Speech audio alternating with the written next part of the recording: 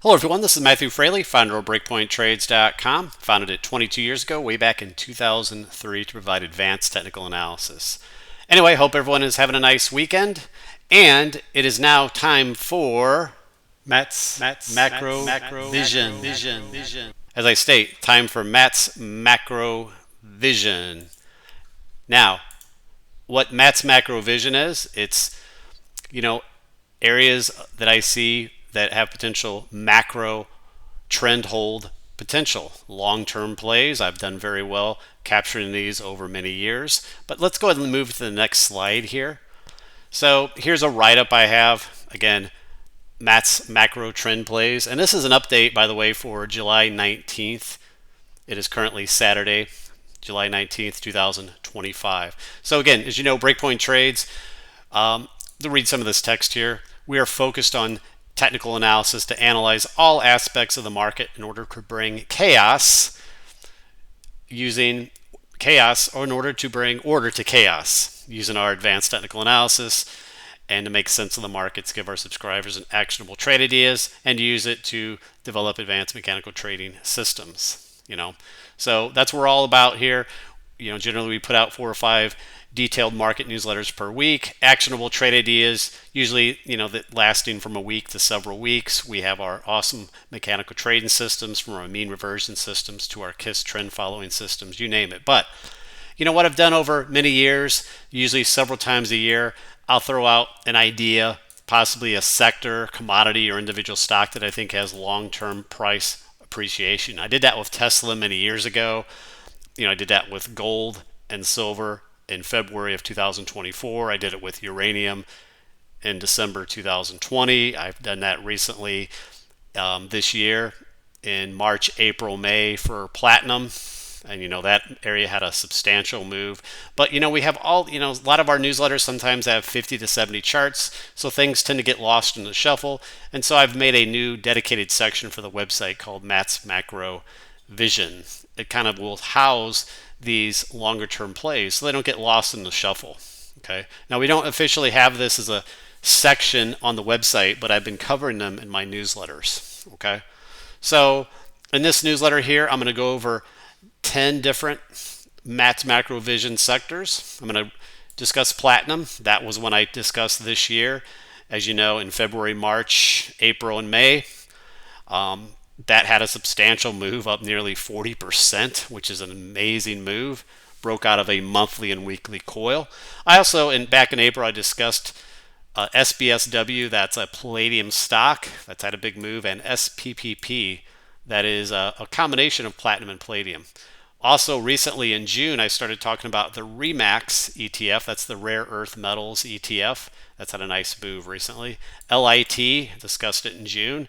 Global Lithium. Gold, of course. I've been following gold for 25 plus years.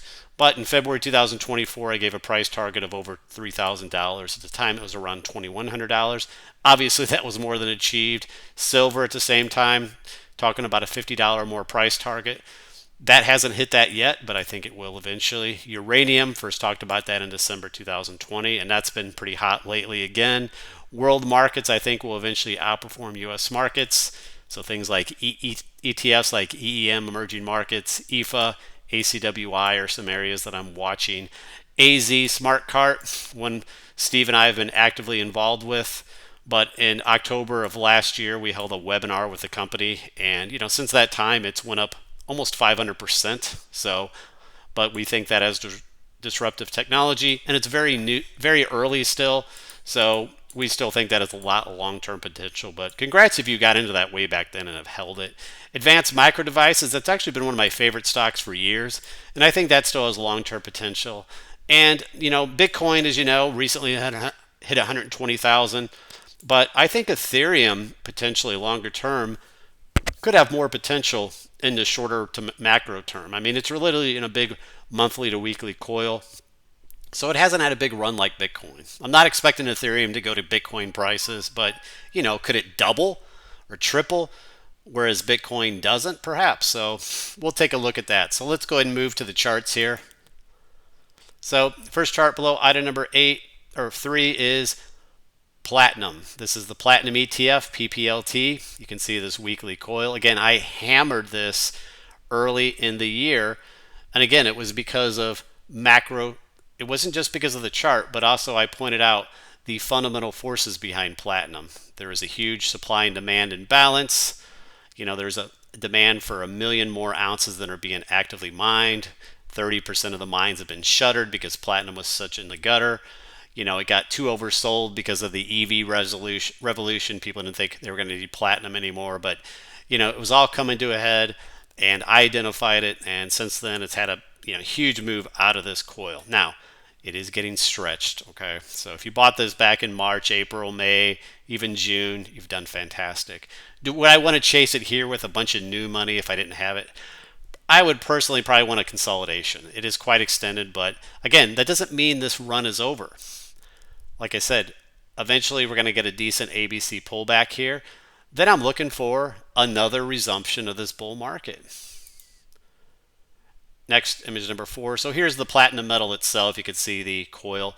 It looks better on the ETF, but you can see a similar coil. Last week finally formed an indecision doji. You could see that. Indecision means, bulls and bears, they're basically fighting here 50-50. And after a huge run up, that could be a sign of a top short term, so be aware of that. Again, even your 14 RSI is sky high.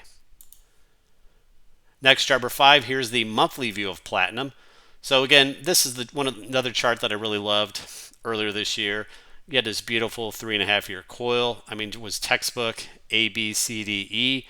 True coil patterns, guys, again, just from a educational standpoint, are 5 waves. If you don't have 5 waves, it's generally not a traditional coil. Everything was set up here. It had based and busted out of this coil hard. That's the beauty of coils. You generally get very strong price thrusts. And even this month, it is up 5.5%. Now, it is in this first big supply zone, so this could be an area to stall for a bit. Ideally, what we'd want to see here eventually is some sort of like A, B, C type pullback, and then maybe another resumption of this uptrend. And finally, image number 6. So here's the daily. So again, in the daily here, you can see the coil, and look at this move. Now, last week on Thursday, we broke out to a new high. We pulled back on Friday. Doesn't mean we're topped here, but if you look here, you can clearly count 5 waves up now with some RSI and MACD divergence. So this to me looks like a 5th wave. So once this is complete, it could be complete now, or it would still push. Then I would look for some sort of ABC retracement, 3 wave, and that could possibly come down to the 50-day moving average. So again, if you totally miss this move, this is not the place to chase it. But after some sort of ABC correction, that's an area to start scaling back in. For me personally, I've owned a combination of the ETF and also the physical. Now the ETF, I took my profits on, but I have a bunch of physical platinum bars. I'm not going to go sell those. But after a correction, I'll probably buy my ETF back and maybe even buy some more platinum bars. For me, this is a long-term hold, but I use my physical as my longer-term hold, and I trade the electronic, for these type of moves. Next, chart number 7, here's Palladium. Now, Palladium is also a macro move, match macro vision move. Now, this hasn't had the monster move like platinum has. It has moved up since my discussion on it back in March and April. Okay. So it was down here essentially. It was down here in the lower portion of this nice weekly base. So it's moved up nicely. It's moved up from 1,000 to 1,300. So it's moved up 30%, guys. But relatively, it still hasn't had a major breakout from this base. But what I like about it here is you got a beautiful base. Okay. If you read some historical, old technical analysis books, one of the old famous ones you young people out there wouldn't probably even know about, it's called Stan Weinstein's How to Profit in Bull and Bear Markets. And his whole focus is finding these weekly basing stock patterns, because that's when you start getting your big moves. They call these stage 1. And anyway, you can see how it's moved up here. It's right at the top of the channel. It's trying to break out a little bit. You have the moving average ribbon, which has been bearishly stacked this entire time. It is flipped. It is curling up. So this, to me, definitely has potential. It hasn't had the move like platinum, but this has long-term potential. Chart number 8, here's Palladium ETF. Again, has the exact same look as the metal itself. You can see that recent big move on the strong volume. You can see how the moving averages is curling up. So it looks really good here, guys. Next, image number 9, here is SBSW. This is one I gave back in April for a play in this platinum and palladium sector. This is a mixture of platinum, palladium, rhodium, a lot of these rare earths. And you can see this puppy has moved up strongly on the weekly. Look at that move. Again, a little extended right now, but it's also, again, this is a great play because it's also a move on the rare earth metals, which are, a big focus now for political reasons. Again, it's quite extended in the short term, but it's a hell of a move out of this base. Next, chart number 10 here is the ETF SPPP. This is the 50% physical platinum and palladium. So it's a way to play both. And at the time, what I pointed out back in April was this really nice base that had formed. And you can see this has really moved on out of the base with expanding volume, very healthy MACD. There's no divergence here. Moving average ribbon broke out to the upside, curling up. Looks great. So on any good consolidations, excellent to buy more of this. Next part of these ideas, Remax. This is the one I started discussing in mid-June. It is the rare earth strategic metals ETF. So while that stock I mentioned above, SBSW, could be a play on rare earth metals itself, here's an ETF. And so what I liked about this, and I talked about it back in, like I said, mid-June. At the time, it was in a wedge pattern. It was still inside the wedge. This had corrected all the way to this weekly demand zone. Okay, so it was set up here, bounced off this long-term support, had a healthy correction, and you had this double positive MACD divergence. So that's when you've had a positive divergence once, and then you formed a second divergence. That's also usually a very powerful divergence when you have two of them together, especially when the MACD is now much closer to zero. Anyway, price then broke out of the wedge pattern and on greatly expanding volume. And you can see the moving average ribbon is curling up. So really just excellent. So if you bought this 2 or 3 weeks ago, congrats. Now, the next, say, supply zones, resistance areas, would be these shaded areas up here. Again, guys, remember, these aren't going to go straight up. Okay, things ebb and flow. They stair step. You go up, pull back, go up, pull back. But this has been a nice first initial move. The volume break, and given all the other things here, seems to confirm that we have a major bottom here. And then any pullbacks should be good buying opportunities. Next, chart number 12. Here's the daily Remax chart. Again, it's had a heck of a move. I mean, it is now outside its upper Bollinger Bands all these consecutive days. So this is eventually going to need some sort of, especially with Friday's gap. You have all these gaps in a row here. Big gap here, breakaway gap, another gap on Friday. It is quite extended here. Doesn't mean it just can't push higher, but eventually this is going to need a correction. It's not the area to chase. Hopefully you bought it down in this area when I talked about it. But if you didn't, you'll have an opportunity after a correction. Next, chart number 13, here is an ETF, global lithium. I talked about this in early June. And, lithium with battery technology. So here, what I liked about it technically was this really long downtrend line. So we were at the time, we were just below the trend line. We finally broke that several weeks ago. That was a good area to buy. And it continues to push higher. Look at the nice volume expansion last week. It was double the average volume there. So it looks good. Next, chart number 14, here's gold. Now, this is the monthly chart, guys. I'm just bringing this up for historical. So I've been following gold for 25 years or so. But in February 2024, gold had formed into this ascending triangle, the basing pattern. And at the time, I gave a $3,000 plus price target. And that was obviously more than achieved this year. So that was one of my macro plays. Now, it is quite extended. It hit a $3,500 several months ago. To me, that looks like some sort of blow-off move, especially given how wide the moving average is, ribbon is here, how extended everything is. Doesn't mean it can't go and make another high here still, but it is very extended. This is not the area for it to have another big extended move. What it's going to need is some sort of wave 4 consolidation. But then again, this is not the end of the bull market, guys. Once we get that wave 4 consolidation, that'll be yet another long-term buying opportunity for yet another move to new all-time highs in a wave 5. Maybe gold goes to 5,000 over time. Chart 15, here's the daily chart of gold. So again, right now, after it hit that $3,500 area blow-off move, essentially it's been forming a coil. Now this is a symmetrical triangle pattern.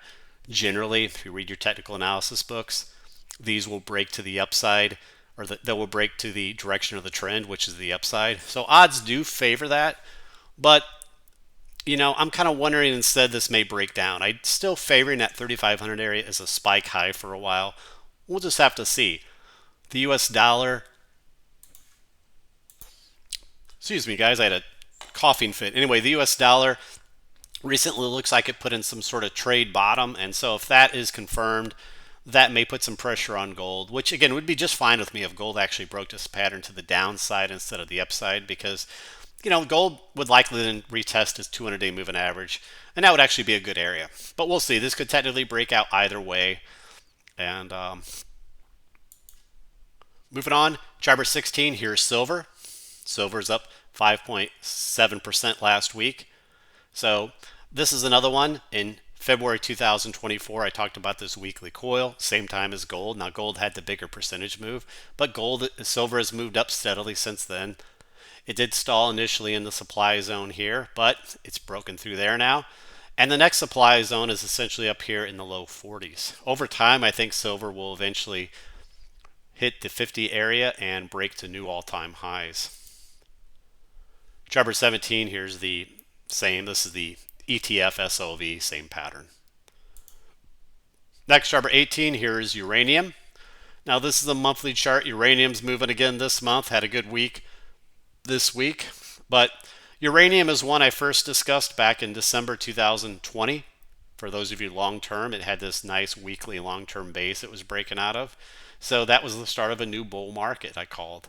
And it's been in this bull market since. And one of my long-term targets was this supply zone from the 2011-12 highs. And we're now starting to finally reach that first major target. Again, I don't think the bull market is done anytime soon in uranium. Next, some of the world markets, as you know, they have underperformed the US markets, for the last 15 years or more. So here's a ratio of emerging markets to SPY, and you can see how, this ratio has been downtrending all those years since 2010, 2011, with the S&P US markets outperforming. But you can see here we're possibly in the beginnings of a macro shift. You can see a buy signal on this indicator here that flipped up several months ago. You can see the sell signal back there in 2011 was a good sell. So to me, we're in early stages. And what might mean is, let's say you have a 401k where you have exposure to the US markets and world markets. Well, and let's say you obviously have more percentage exposure to the US markets, such as the S&P and NASDAQ. Well, maybe you want to, given this info, maybe you want to shift that percentages a little more weighted to the world markets. It doesn't mean they both can't fall at the same time, guys, but it means that maybe they would fall less. So image number 20, here is EEM to SPY ratio, another chart. Again, you can see how it's been downtrending this ratio, but you can see it's really, momentum's waning to the downside. You can see it's trying to base out a little bit, get some nice MACD divergence here. Another confirming thing would be if this moving average ribbon breaks to the upside. Chart 21, here is EFA to SPY ratio. And again, another world market ETF. So you can see the ratio downtrending since 2009, really 2007-8. So the US markets have dominated, but notice here we have some really good MACD divergence. We have one of those double MACD divergences. Now, one trigger I want to see this ratio break this downtrend line. The last time it stalled at it. Okay. Oh, another thing, guys, and I thought I had it on this chart here. Perhaps it's on the next chart. I want to see this RSI break over the 50% area. Actually, it's this chart, guys. So here's ACWI to SPY ratio. So that's yet another world market ETF. And you can, again, you can see the same ratio. You can see the diversions here.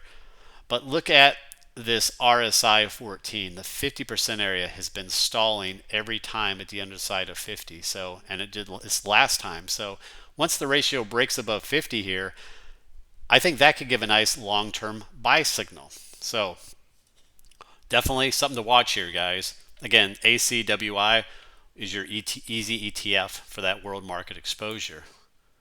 Next, moving on to some individual stocks. Here's AZ Smart Cart. This is the weekly chart. Again, Steve and I think this has disruptive technology in the global, shopping, grocery stores, and eventually some retailers with their smart carts. Not going to go all into that, but we held a webinar back in October 2020 when the stock was around $2.60, 70 cents, something like that. And it was just breaking out of this little resistance area. And boy, it is last week, it hit a high of 1236, guys. So that is a good 500% move for those of you who've held it. There's a big supply zone up here, broad supply zone, which I'm targeting, and more over time. But again, long term, I still think this has potential to go much, much higher. But it's definitely been a good move since that time. Trevor 24, here's the daily. So recently, you could see had a big consolidation here, which became support. Recently, it's been breaking out a little resistance areas and then back testing them. And last week was the same thing. It back tested this trend line, bounced off of it. Really a good area. Here's a good example of that. There's a 60-minute view. You can see this trend line, breakout, pull back, back test that trend line that held last week. And the volume starting to expand a bit with the movement, with the MACD curling up. Next, Jobber 26, AMD Advanced Micro Devices. Now, I decided to go ahead and add this, but this is a stock that I've personally loved for many years. I loved this stock way back here in 2019 and 20, stuff like that. So I feel a little later adding it here, but this is one I still think could have long-term price appreciation, even from current levels. Now, again, it may pull back here soon, especially when the market finally does. But I do believe this has some longer-term fundamental reasons to go much higher. It's definitely kicked Intel's butt over the last 5 years for sure. Intel's really floundered. And finally, Trevor 27, Ethereum. So, everything in the news is Bitcoin. Bitcoin recently hit 120,000 before pulling back.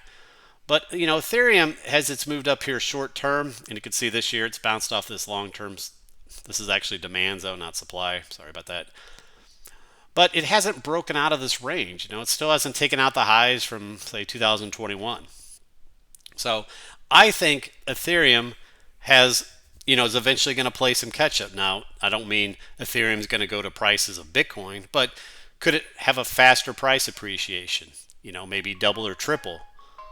I think so, potentially. And Ethereum is interesting because it has a lot of other uses, whereas Bitcoin's more about a store of wealth, transferring it around to people, stuff like that. Ethereum's really involved a lot in the blockchain, and there's it's used within a lot of financial products. Someone put an analogy out there that Ethereum's kind of like Apple's App Store. So you got all the other uses for it. So let's take a look at some other charts. Number 28, here's a monthly chart. You have this big monthly coil setting up here. Notice this. Now this is a logarithmic chart, but you can see energy is really pent up here. And this could measure quite a bit higher on an eventual breakout of here. And chart number 29, here's the last chart. Here's another weekly chart, a linear chart. So again, you can see this coil. Now what could happen is maybe get up and test this upper coil trend line, then pull back, maybe form a higher low, then you break out later on, okay?